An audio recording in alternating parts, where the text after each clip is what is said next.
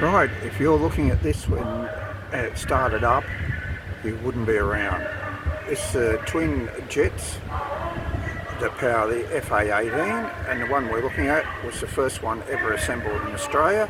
It's now located in the Darwin Aviation Museum, which is also the home to a B-52 bomber, one of the only few on display around the world. So let's look at this FA-18 Hornet.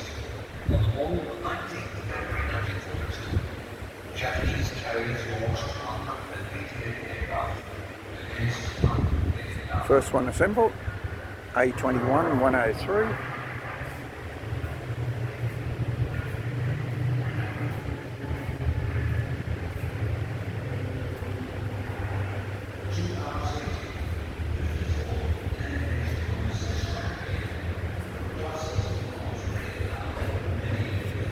No, we'll correct that.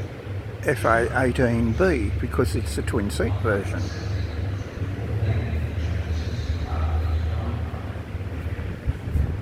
And having looked at the back end of it, this is the pointy end of it.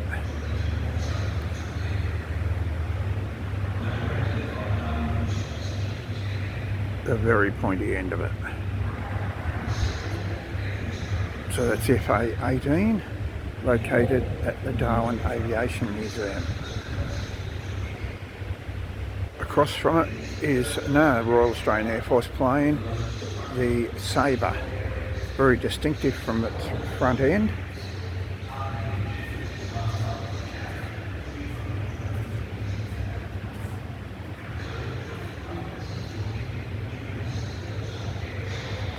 Of course, Wessex, I believe, Wessex Westland or Westland Wessex. And this particular one was used in Cyclone Tracy. And you can see there the winch for letting the rescue operator down. This one was part of the Navy. F111C, no fighter aircraft that was in service with the Royal Australian Air Force.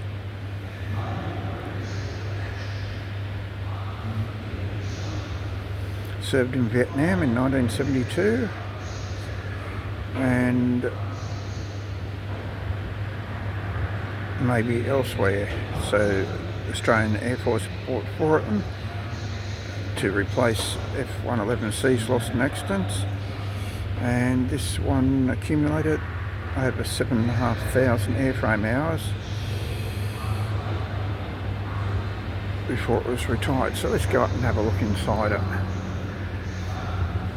So this F111C is distinct from the FA-18B.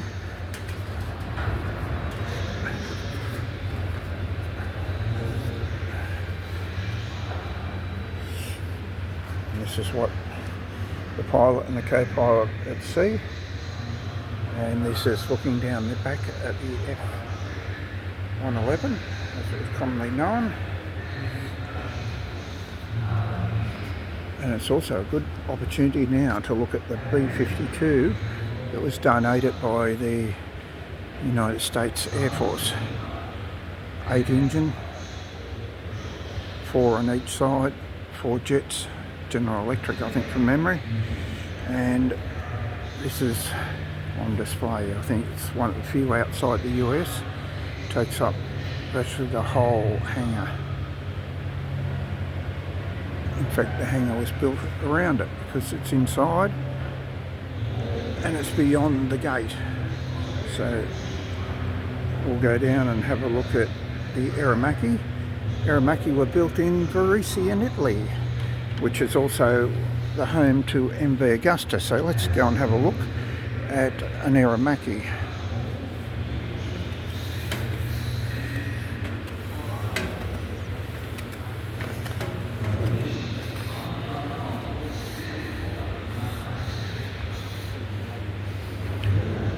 So this is the Aeromacchi that comes from Varese in Italy.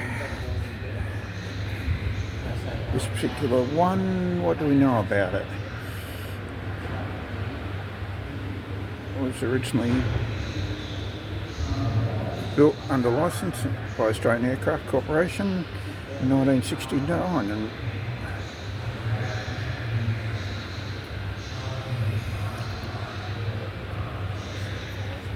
so let's have a look at the Aeromacchi inside it.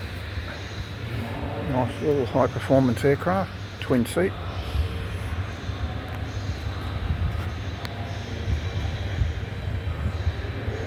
Pilot's view. And of course, if you're looking to see some very modern aircraft, in August this year, Pacific Air Show will be at Surfers Paradise on the beach. Same show as basically as they have in Huntington Beach in the United States. So it's August 2025 at Surfers Paradise Beach. Now, we were talking about, we made a mistake. We said the hangar was built around this aircraft. In fact, when the aircraft was flown here in 1990, was decommissioned by the United States Air Force, the tail section actually only takes 10 minutes to lower. And we'll show you a photograph of just what happened. This is when it, sorry about the lights there, arrived at the hangar and with the tail section lowered. 10 minutes and it fitted inside.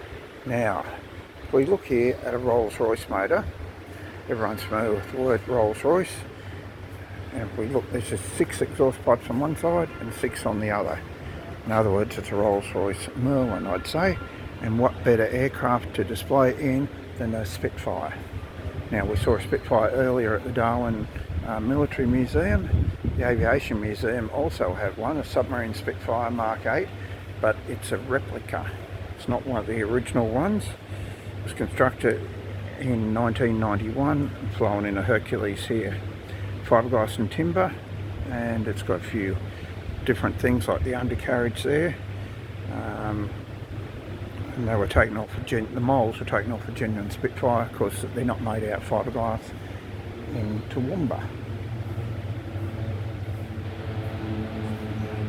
It's lovely to see Spitfires sometime, whether they're part of the British special selection as we pass under the wings at the B-52.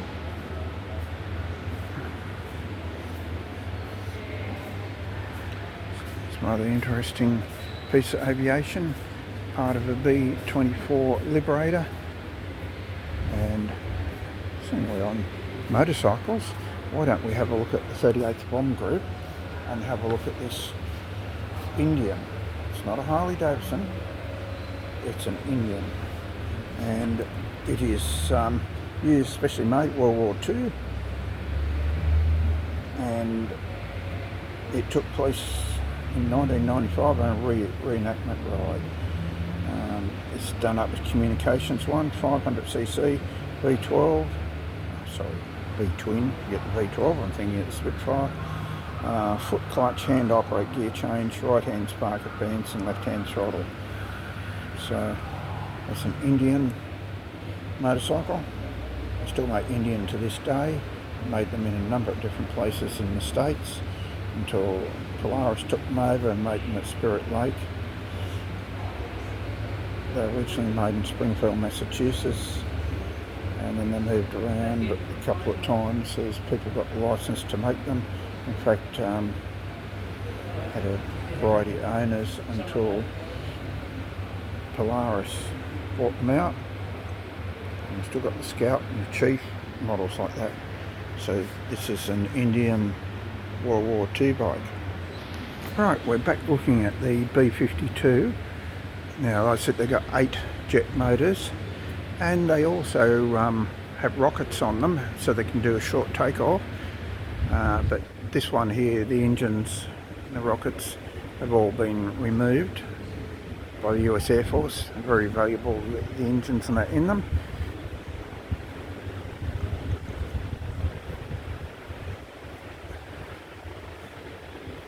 Now here's something a little bit different.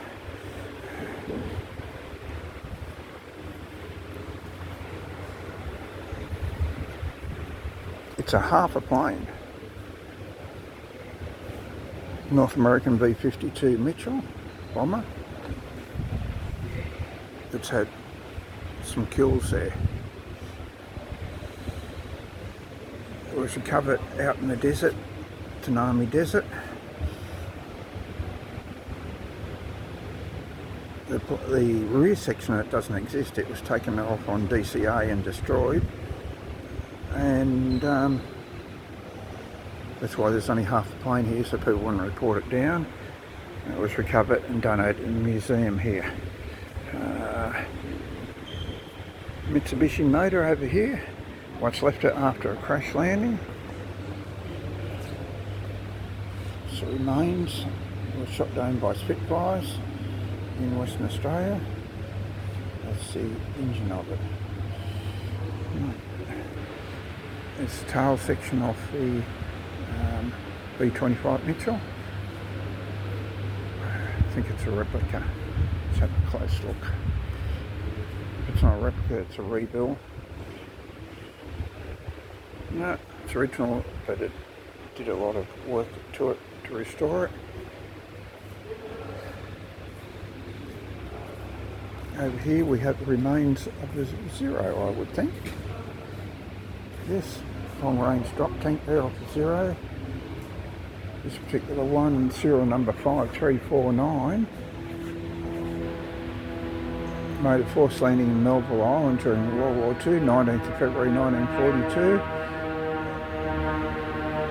and interned at Cowra. Now that's interesting because some of you may recall on previous YouTube clips we did the prisoner of war camp at Cowra in New South Wales. So this is the aircraft. Obviously it suffered a lot more since it was crash landed.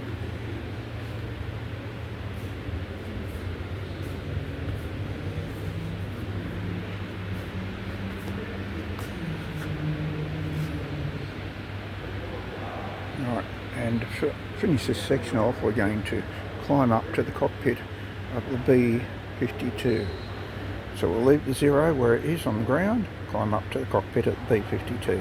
Right, here's something you don't see very often. This is in the cockpit of a B-52. We're quite some height above the ground level now, and we're looking into the cockpit of a B-52. Then we'll pan along the length of the B-52.